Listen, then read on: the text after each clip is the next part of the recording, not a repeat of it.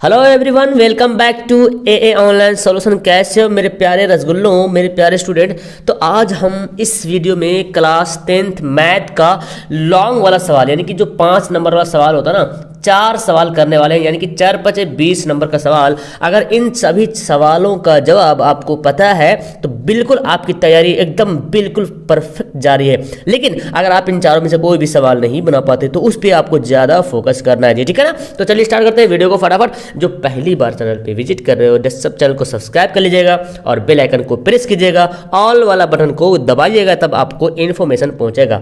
चलिए सबसे पहला सवाल हमारा है निर्देशांक ज्यामिति से, यानी कि क्वाड्रेटिक इक्वेशन से, ठीक है ना। देखिए जो इंग्लिश वाले बच्चे उसको भी यहाँ पे हम बता देंगे, जो वर्ड यहाँ पे वर्ड से तो पता चल जाएगा। y का एक वैल्यू ज्ञात करना है। जो बिंदु जो पॉइंट दिया हुआ p का वैल्यू 1 4, q का वैल्यू 3y और r का वैल्यू -3 6 संरेख है, मतलब कोलिनियर है, ठीक है ना, कोलिनियर है, संरेख है। अब इसका हमको y का वैल्यू ज्ञात करना है। ये जो y है ना, y का वैल्यू ज्ञात करना, y का वैल्यू। चलिए तो कैसे निकालते हैं y का वैल्यू निकालने की मुझे पहले तो यहाँ पे करना पड़ेगा हल यहाँ पे लिखना पड़ेगा, सॉल्यूशन करना पड़ेगा। देखिए यहाँ पे जो 3 बिंदुएं दिया हुआ ना, हम लिखते हैं जो पॉइंट दिया हुआ उसको लिखते हैं। अच्छा संरेख कब होता है आपको पता है? कोई भी 3 बिंदु संरेख कब होगा? तो जब उसके त्रिभुज, अगर इस तीनों पॉइंट से त्रिभुज का क्षेत्रफल निकालते हैं और उस त्रिभुज का क्षेत्रफल 0 अगर हो जाता है तो ये तीनों रेखाएं क्या होगी? संरेख हो जाएगी, ठीक है ना। तो यहाँ पे जो दिया हुआ है ना, ये लिखते हैं, दिया है कि क्या दिया हुआ है, P जो दिया हुआ है 1 4, इसको मैं x1 और y1 पुट कर लेता हूँ, नहीं x1 y1, ठीक है ना, माना, ठीक है ना। और जो Q दिया हुआ है जी, क्या दिया हुआ 3 और y, इसको x2 और y2 मान लेते हैं। और जो R दिया हुआ है -3 और 16, इसको x3 और y3 मान लेते हैं, ठीक है ना। चूंकि यह तीनों बिंदुएं संरेख हैं, चूंकि यह तीनों बिंदुएं क्या है? संरेख है।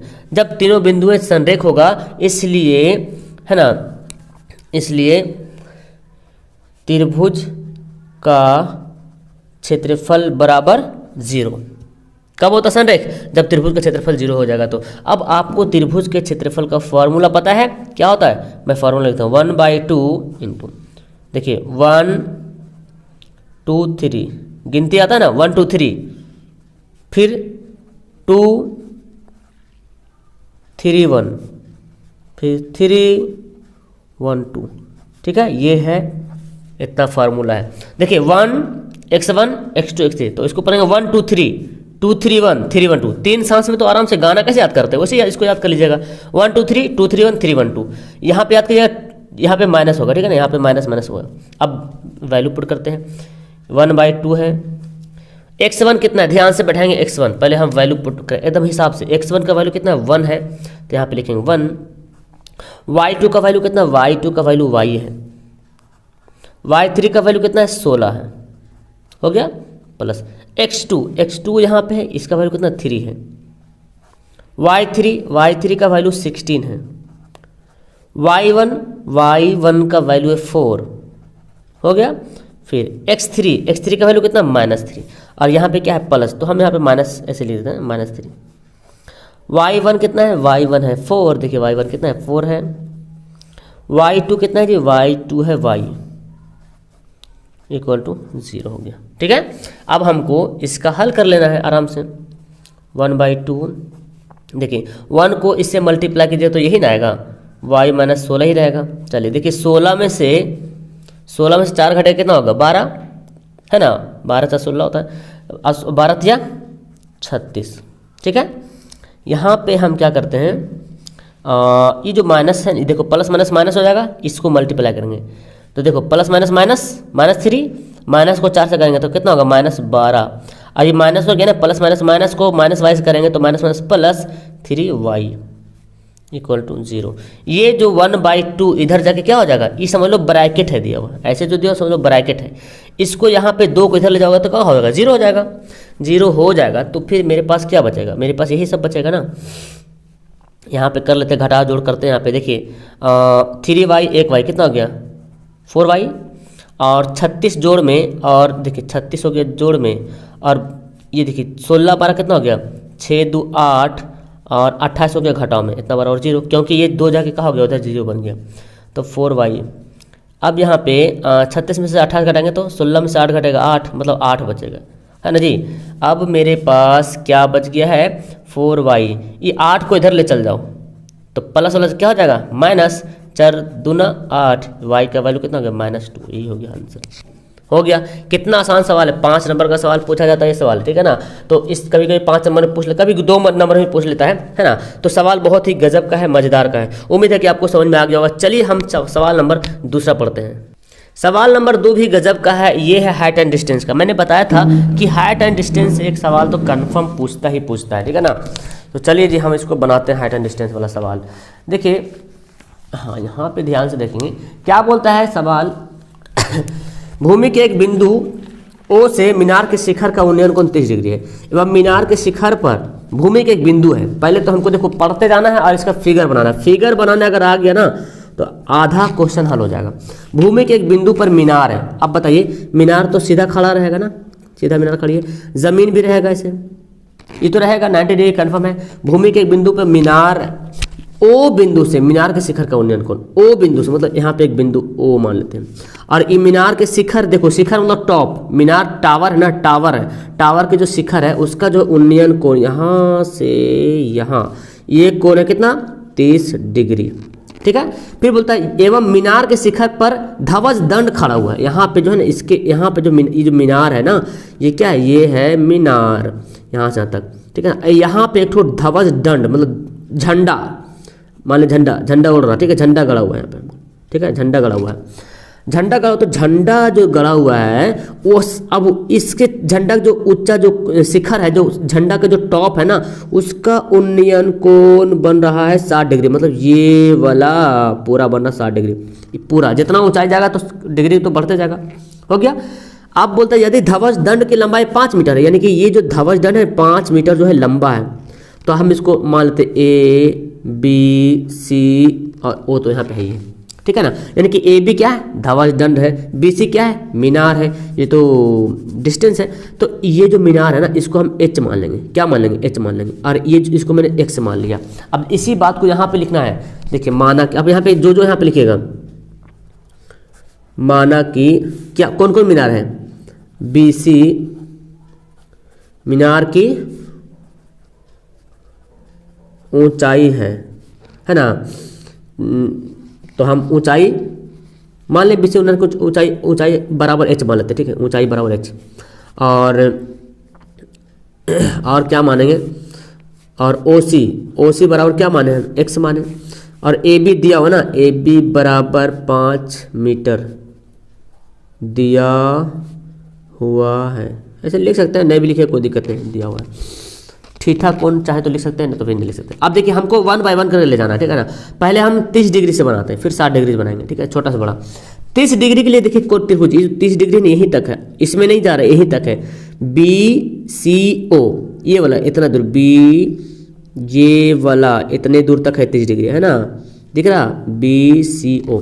तो लिखेंगे यहाँ पे लिखेंगे समकोण त्रिभुज, लिख सकते हैं समकोण त्रिभुज बी सी ओ में। अब क्या लेना हमको, टैन लेना पड़ेगा, टैन। तो लेते हैं टैन 30 डिग्री, क्योंकि टैन बराबर क्या होता है, लंब बटा आधार। लंब कौन हमारा है, बी सी, आधार कौन है, ओ सी। टैन 30 का वैल्यू क्या होता है बाबू, 1/√3।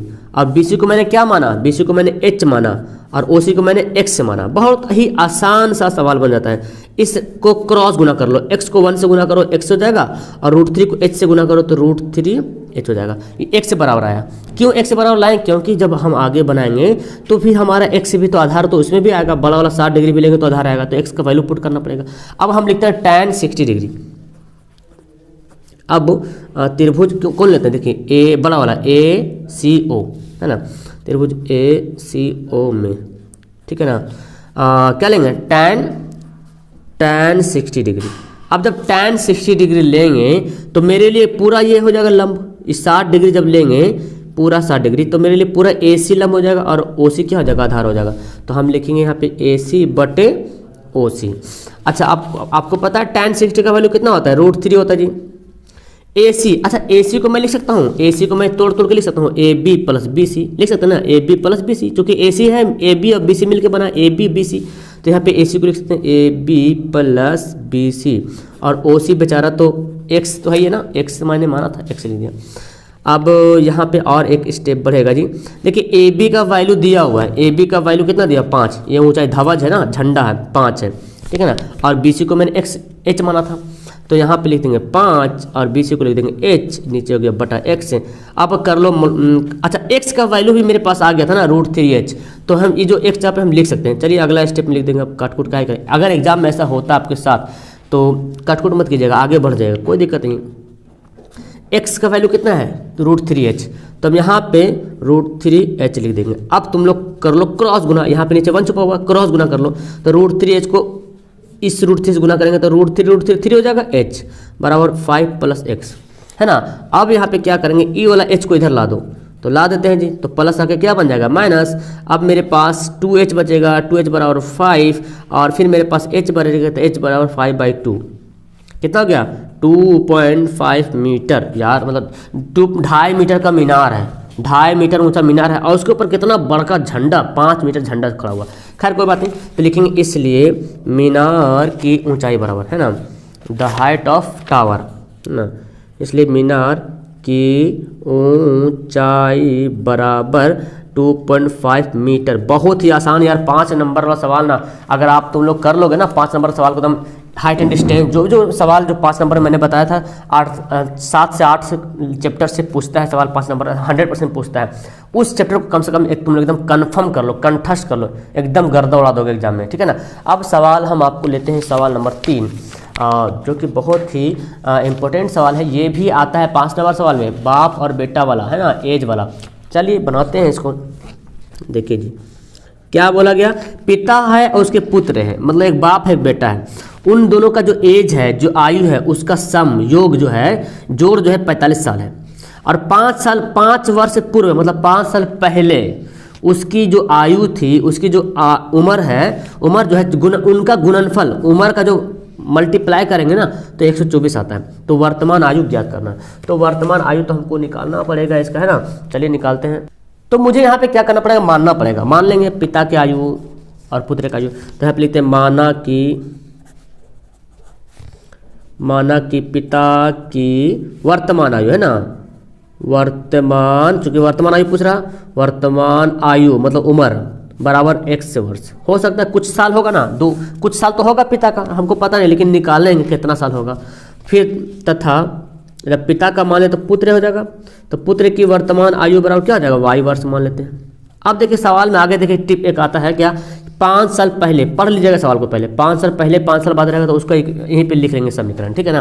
तो 5 साल पहले उस बात को भी लिखते हैं, 5 वर्ष पूर्व मतलब पहले, है ना, 5 वर्ष पूर्व पिता की आयु, 5 वर्ष पूर्व पिता की आयु क्या होगा बोलो, अभी वर्तमान में X मैंने माना, तो 5 साल पहले 5 साल घट जाएगा, X - 5 वर्ष हो जाएगा, है ना जी। और 5 वर्ष पूर्व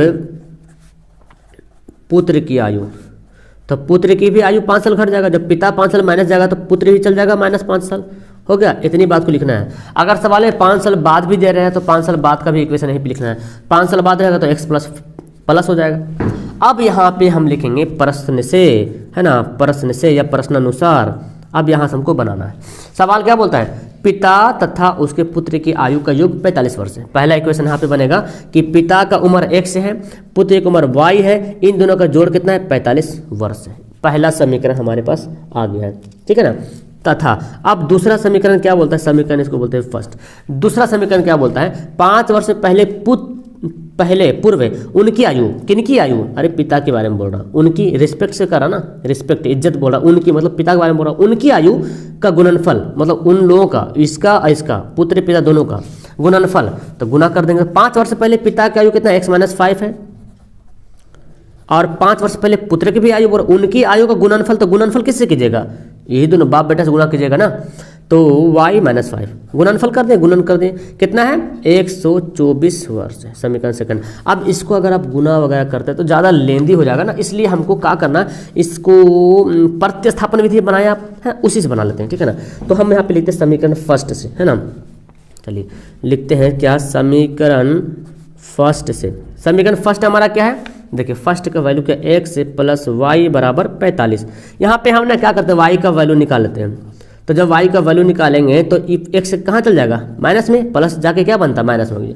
अब यही वाला वैल्यू समीकरण सेकंड में पुट कर देंगे। तो लिखते हैं y का मान समीकरण सेकंड में रखने पर या डालने पर, जो भी लिख सकते हैं, ठीक है। सेकंड कौन हमारा है, x माइनस 5, थोड़ा सा लॉन्ग बन सकता है, y माइनस 5 बराबर 124। अब जो यहाँ पे y है, y का वैल्यू 45 माइनस 1 से डाल देना यहाँ पे है।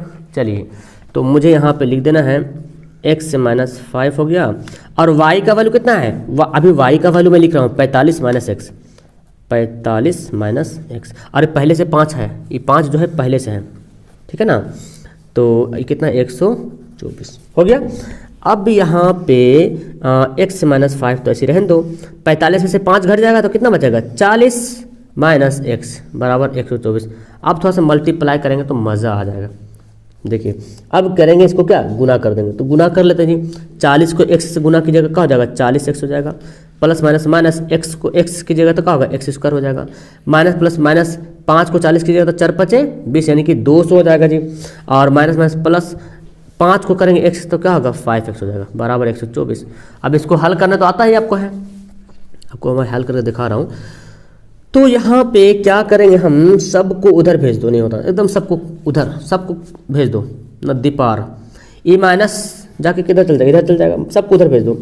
चूंकि हमको माइनस ना, ये जो एक्स स्क्वायर माइनस को प्लस बनाना है, तो इसको उधर भेजेंगे तो ये माइनस जाके क्या बन जाएगा, प्लस लिखेंगे इधर ही, लेकिन जब साइन चेंज होगा मतलब उधर चला गया, समझे, मतलब जादू हो रहा है, समझो। ये माइनस उधर, अगर इसको हम प्लस में लिख देंगे मतलब उधर चला गया, तो ई जितना जाएगा ना बराबर की साइड सबका साइन बदल जाएगा, और इसको इधर लाएंगे तो साइन बदल जाएगा। लिखने से मतलब नहीं कि कहाँ पे लिख रहे हैं, बस मान लो कि उधर चला गया, ठीक है ना। तो एक्स स्क्वायर उधर गया तो क्या हो जाएगा, प्लस में हो जाएगा एक्स स्क्वायर, सबको उधर ले जाएंगे। देखो 40x अब 50x, 40 और x अब 5x, कितना हो गया 45x हो गया। तो 45x जोड़ में उधर जा क्या हो जाएगा, घटाव हो जाएगा 45x, और ये 200 माइनस में उधर जा क्या हो जाएगा प्लस 200, और 24 को 124 को इधर लाओ, इसको क्या करोगे 124 को इधर लाओ, है ना। तो ये तो पहले सॉरी ये तो उधर है ही था, इन सबको उधर उठा के ले गए, इन सबको उठा के इधर ले चलाए, तो ये पूरा क्या हो गया, इस सबका बदल गया, निशान बदल गया, लिखे यहाँ पे उससे मतलब नहीं है, इन सबको उठा के इधर ले चलाए, ठीक है ना।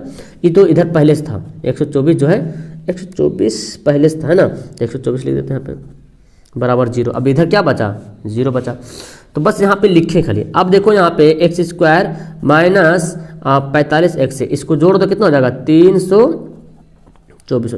अब ना यहाँ पे तुम गुणनखंड कर लेना, गुणनखंड मैं बताता हूँ कैसे करेंगे। गुणनखंड का इसका है ये टूटेगा, आपको गुणनखंड कैसे करेंगे सर, 324 को 1 से मल्टीप्लाई कीजिएगा ना, तो पता है क्या होगा, ये ना 324 को गुना कीजिएगा, ऐसे कर लीजिएगा, 2 से काटेंगे, 2 कम 2, 2 छक 12, 2 2 9 4, 2 8 16, 2 कम 2, 3 3 9 27 3 81, है ना, 9 3 27 और 3 3 9। देखिए इसको हम 2 ग्रुप बनाएंगे, इसको 2 ग्रुप बनाएंगे, हम इसे देते 2 3 6, ऐसे 2 3 6 करते हैं, और 3 2 6, 6 3 18, 18 18 3 54, और 54 6 कितना, 54 में से 6 घटाएंगे तो, है ना जी। देखो 3 3 9, 9 3 27, 27 2 54, और 3 2 6, 54 में से आप जब 6 को माइनस कीजिएगा तो आएगा, नहीं नहीं ये तो नहीं आएगा, तो इसको कुछ और दूसरा नियम, हाँ इसको 36 नंबर होगा ना, 3 2 2 4, 4 3 12, 12 3 36, देखिए 2 2 4, 4 3 12, 12 3 36 हो गया, और 3 3 9, 36 और 9 जोड़ेंगे तो 9 6 15 45, जोड़ देते हैं तो लिखते हैं x square minus 36x minus 9x plus 324 हो गया।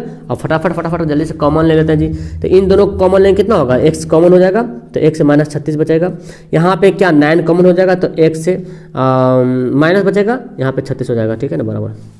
हम इधर बना दें, इधर जगह खाली है, कंजूस मक्खी चूस, तो तुम लोग कंजूस मत करना लाइक वाइक करने में, अब यहाँ पे क्या करेंगे, x माइनस 36 मिल गया तो x माइनस 36 यहाँ पे निकाल लिया और x माइनस 9 इक्वल टू 0, ठीक है ना। तो अब मुझे क्या करना है, सिंपल सी बात है ना, x माइनस 36 बराबर 0, तो x बराबर 36 और अच्छा तथा x माइनस 9 बराबर 0, तो x बराबर क्या हो गया 9 प्लस में, तो यहाँ पे देखो 36 9 आ गया। अब देखो पिता अब x का वैल्यू, अगर देखो बेटा तो 36 साल का रहेगा नहीं, है ना, बेटा छोटा ही होगा, तो यहाँ पे ई छोटा होगा, ठीक है ना। इस ई बेटा का साल 9 है, नहीं पुत्र का वर्ष 9 है, और ये 9 को यहाँ पे क्या करेंगे, यहाँ पे पुट कर देंगे समीकरण इसमें, फर्स्ट में पुट करेंगे चलेगा।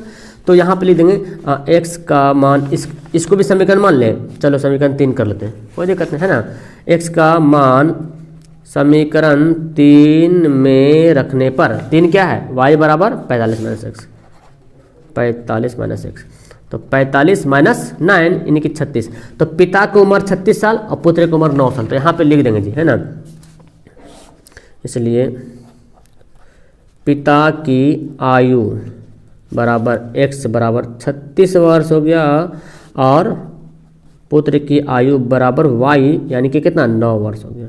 ये है आपका राइट आंसर। इतना बनाइएगा तब मिलेगा आपको 5 नंबर मिलेगा।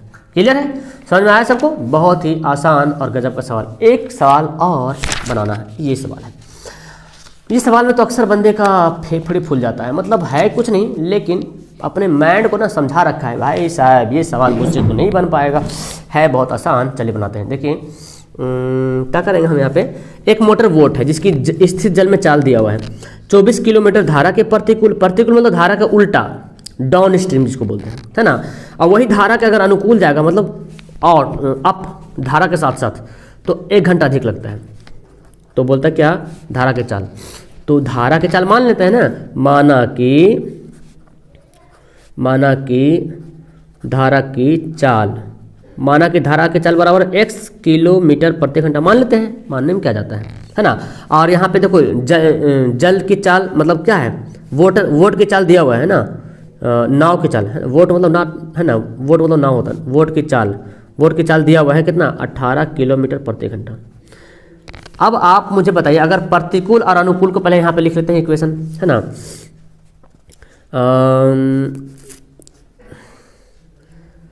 प्रतिकूल जल जाने में, है ना, धारा के प्रतिकूल लिखते हैं यहाँ पे, धारा के प्रतिकूल, पहले अनुकूल लिखते हैं, कोई बेहतर किसी को लिख सकते हैं। धारा के अनुकूल वोट की चाल, धारा के अनुकूल मतलब धारा के साथ, अनुकूल मतलब साथ, तो धारा का अगर साथ जाएगा तो जो वोट की चाल होगा उसमें ये वाला चाल भी जुड़ जाएगा।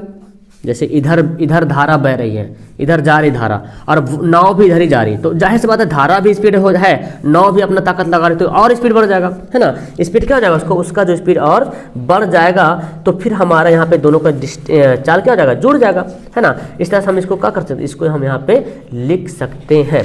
ओके, अब हम क्या करते हैं, अब हमको करना क्या है, एकदम आसान है इसको। तो अब लिखते हैं धारा के प्रतिकूल के मतलब वो उल्टा, है ना, प्रतिकूल वोट की चाल, वोट मतलब नाव, मतलब धारा ऐसे जा रही है और नाव ऐसे आ रही है, तो धारा भी अपना ढकेलेगी, नाव भी ढकेलेगा, तो नाव की चाल कम जाएगा ना।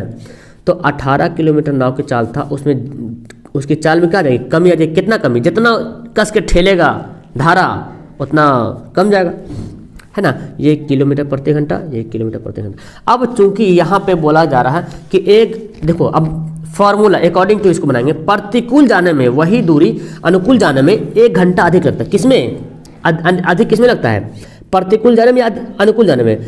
24 किलोमीटर धारा के प्रतिकूल जाने में वही दूरी धारा के अनुकूल जाने की अपेक्षा 1 घंटा अधिक लगता है, मतलब प्रतिकूल जाने में 1 घंटा ज़्यादा लगता है और अनुकूल जाने में 1 घंटा कम लगता है ना।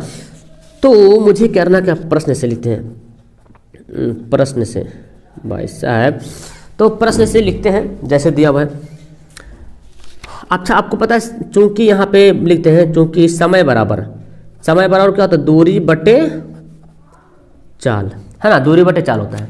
अब देखो बोलता क्या, 24 किलोमीटर धारा के प्रतिकूल जाने में, पहले प्रतिकूल जाएंगे, धारा के पहले प्रतिकूल, दूरी कितना है 24, प्रतिकूल मतलब उल्टा, मतलब ये वाला चाल होगा, 18 माइनस एक्स। देखो दूरी बटा चाल, ये दूरी ये चाल है ना, धारा के प्रतिकूल चाल कितना इतना है, और दूरी कितना ये वाला 24, तो जो दूरी बटा चाल क्या होता है, समय होता है। चलो बराबर, अब क्या बोलता है, वही दूरी जो है धारा के अनुकूल जाएंगे तो 1 घंटा अधिक लगेगा, तो दूरी वही है तो अनुकूल जा रहे हैं, मतलब चाल क्या हो जाएगा, जुड़ जाएगा, 1 घंटा अधिक लगता है। किसमें, अरे भाई इसमें लगता ज़्यादा है, लेकिन बराबर की वजह से यहाँ पे ये प्लस लिखना पड़ा, माइनस करना पड़ेगा ना, इसको तो माइनस करना पड़ेगा यहाँ पे ना।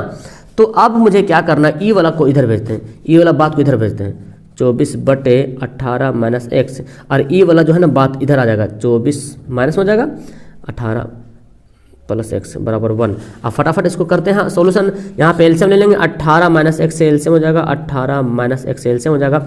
यहाँ पे काटा पीटी करो तो 24 और क्या जाएगा, ये तो कट जाएगा ना, इससे डिवाइड हो जाएगा, तो अरे सॉरी 18 प्लस एक्स है ना, तो मेरे पास क्या बचेगा, 18 प्लस एक्स से बचेगा जी।